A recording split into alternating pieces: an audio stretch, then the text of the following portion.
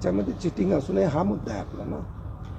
वृक्ष जी तोड होते त्याची चिंता करणाऱ्या पर्यावरणवादी ज्यांनी कधीच बकरीच्या ह्याला विरोध केला नाही तेव्हा ते गप्प बसले, त्यावेळेस त्यांना सर्वधर्म समभाव का दिसला नाही असा तुम्हाला ही विचारला प्रश्न विचारला.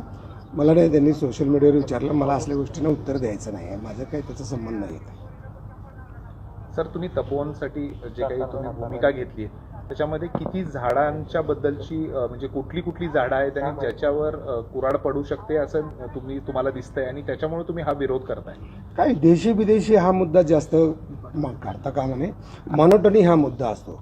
आपण जेव्हा 2016ला मी मुद्दा मांडला होता की नुसते गुलमोहर, नुसतीच रेंट्री, नुसतंच हे करायचं आणि मूळ आपली जी पारंपरिक झाडं आहेत, ज्याला म्हणू की पशुपक्ष्यांना आवडणारी झाडं आहेत, जी ह्या मातीला योग्य आहेत अशी झाडं असतात, तर ती जास्त लावली जावी फॉरेस्ट डिपार्टमेंटनं. फॉरेस्ट डिपार्टमेंट तेव्हा काय करायचं की गुलमोहर 1,37,00,000 तेव्हा नुसते गुलमोहराची रोपच होती ना, असं नाही. तर त्या अर्थानं देशी विदेशीचा विचार करायला पाहिजे. तर तिथं ज्या प्रजाती आहेत, आता कसं आहे की 10 वर्ष झालेली झाडं, 10 वर्ष आतली झाडं तोडायची आणि दुसरी त्याच्या बदल्यात 10 झाडं लावायची, ही कल्पनाच चुकीची आहे. म्हणजे पोरांना मारायचं आणि आईबाबाला जिवंत ठेव, म्हणत त्यांचं उरलेलं वय किती आहे? कुठली झाडं अजून वाईट नाहीत ना.